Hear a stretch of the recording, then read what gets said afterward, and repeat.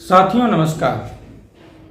उत्तर प्रदेश में सरकार स्वास्थ्य, शिक्षा, रोजगार, महंगाई इन सभी मुद्दों पर विफल है।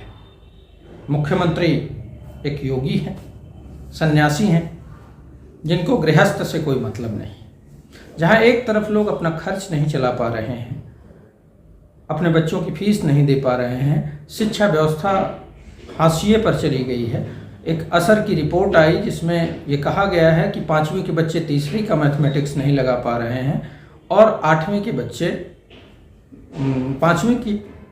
मतलब क्या है, सरकारी शिक्षा व्यवस्था पूरी तरीके से ध्वस्त हो चुकी है। शिक्षकों की भारी कमी है। वहीं पिछले शासनकाल में 17 से 22 में योगी सरकार ने लगभग 17,000 विद्यालयों को बंद कर दिया। कंपोजिट विद्यालय के नाम पे विद्यालयों का एकीकरण हुआ और शिक्षकों की भारी कमी। अब इस बात को समझिए कि कंपोजिट विद्यालय में जो 8वीं का टीचर है या जूनियर 5वीं से 8वीं के टीचर हैं, वो कक्षा 1 से 5वीं के बच्चों को नहीं पढ़ा सकते हैं, क्योंकि उनका पढ़ाने का तरीका जो है वो अलग होता है। और अगर वो पढ़ाते हैं तो बच्चों को उस तरीके से समझ नहीं आता है। दोनों का एक अलग स्टैंडर्ड है, इसीलिए प्राथमिक विद्यालय अलग स्टैंडर्ड है, जूनियर हाई स्कूल अलग स्टैंडर्ड है, हाई स्कूल और इंटरमीडिएट अलग अलग स्टैंडर्ड है। अब कंपोजिट करके किसका नुकसान कर रहे हैं? गरीबों का। गरीब मतलब किसी जाति विशेष का नहीं। गरीब मतलब वो गरीब जो अपने बच्चे को कॉन्वेंट में नहीं पढ़ा सकता है, जिसके पास फीस देने के पास लिए पैसे नहीं है। दिन प्रतिदिन सरकारी विद्यालयों में बच्चों की संख्या कम होती जा रही है। बच्चों की संख्या कम होती जा रही है क्यों? क्योंकि हर वो माँ बाप अपने बच्चे को, वो भले मजदूरी करता हो, लेकिन वो अच्छी शिक्षा देना चाहता है। और सरकार और सरकारी अच्छी जो शिक्षा, सरकारी शिक्षा है, उसको सरकार ही खत्म करती जा रही है। योगी सरकार को कोई फर्क नहीं पड़ता कि प्राथमिक विद्यालय में बच्चे हैं, टीचर हैं, पढ़ाई हो रही है, नहीं हो रही है। सिर्फ और सिर्फ पेंटिंग का काम चल रहा है। विद्यालयों में पेंटिंग हो, कुर्सियां हो, यही सब हो रहा है। लेकिन क्या गुणवत्तापरक शिक्षा दी जा रही है, इस पे कोई ध्यान नहीं है। तो एक तरफ शिक्षा व्यवस्था हाशिए पर खत्म, स्वास्थ्य, बड़े बड़े CHC, PHC जो हॉस्पिटल हैं ग्रामीण क्षेत्रों में, उसमें डॉक्टर नहीं है, दवाएं नहीं है, एक्सरे, अल्ट्रासाउंड जैसी जरूरी सुविधाएं नहीं हैं। अब इस पे जहां जनता अगर इस पे चर्चा करेगी तो सरकार की विफलता साफ साफ नजर आएगी। सरकार की विफलता नजर ना आए, इसके लिए योगी सरकार और उस सत्ताधारी दल भाजपा के लोग, विश्व हिंदू परिषद, RSS जो उसके आनुषंगिक संगठन हैं, वो सब धार्मिक उन्माद की बात करते हैं, धार्मिक ध्रुवीकरण की बात करते हैं, हिंदू एक हो जाओ जैसे नारे देते हैं, बटोगे तो कटोगे का नारे देते हैं। कहते हैं कि बांग्लादेश जैसा हश्र हो जाएगा। अरे बांग्लादेश जैसा काहे हश्र होता है? अरे मणिपुर जैसा हश्र हो जाएगा कहिए, क्योंकि मणिपुर भी देश का अभिन्न अंग है और मणिपुर की जो बुरी स्थिति है आज के समय में, उस पर चर्चा ही नहीं होगी। तो मणिपुर कहने से शर्माने वाले हे हिंदुओं, मैं आपसे ये कहता हूं कि बांग्लादेश का उदाहरण मत दीजिए।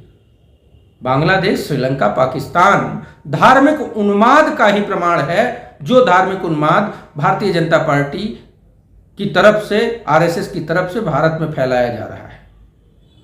धीरेन्द्र शास्त्री, प्रदीप मिश्रा, इस टाइप के अनेकों धर्माचार्य हैं, रामभद्राचार्य जैसे लोग हैं, जो कि देश में सिर्फ धार्मिक चर्चा चाहते हैं।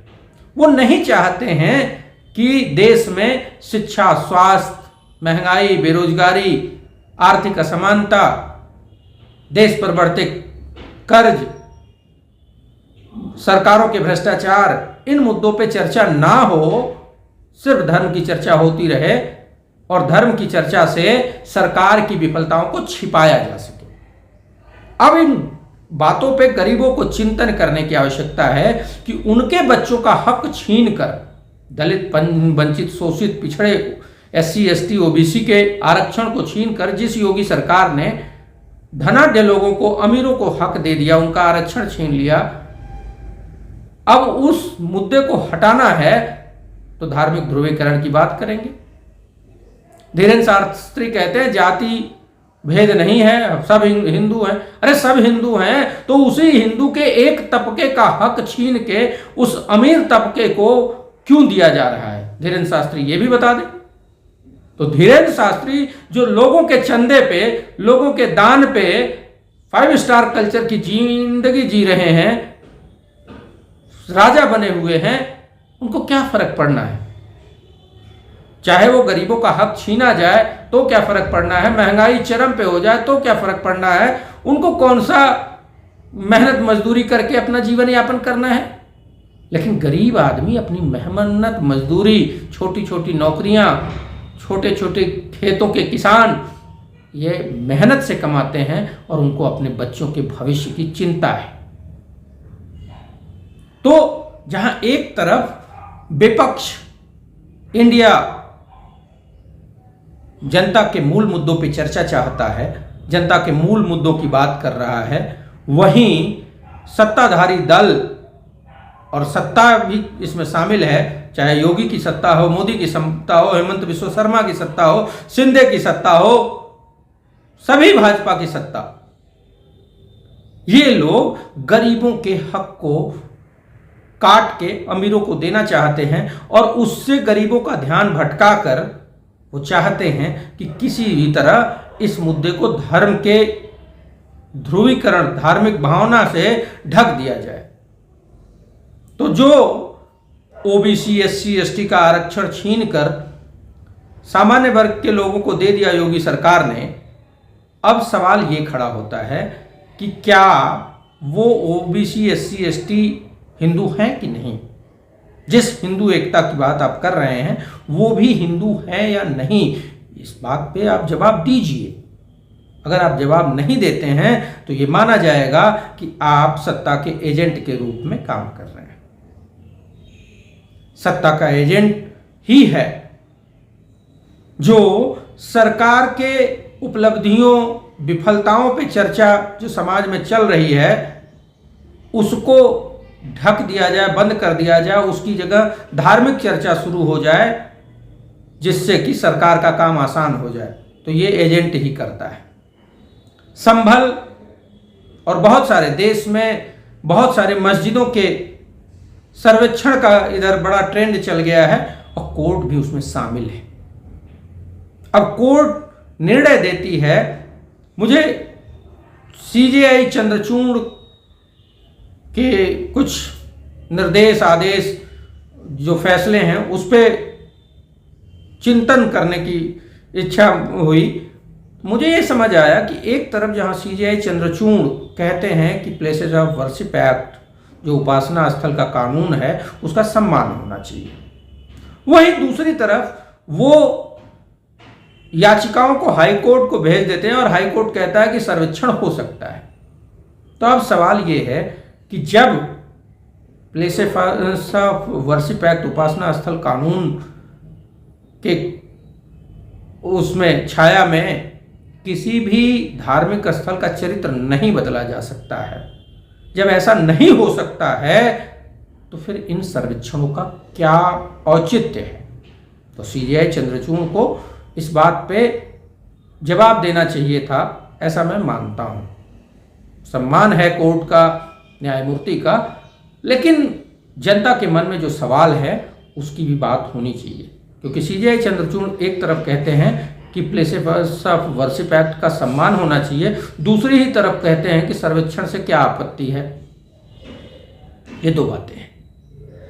सीजेआई चंद्रचूड़ की एक और बात मुझे याद आती है, याद है काशी में सर्व सेवा संघ, जिसके लिए विनोबा आंदोलन, भूदान आंदोलन, विनोबा जी का वहाँ काफ़ी काम उन्होंने किया था।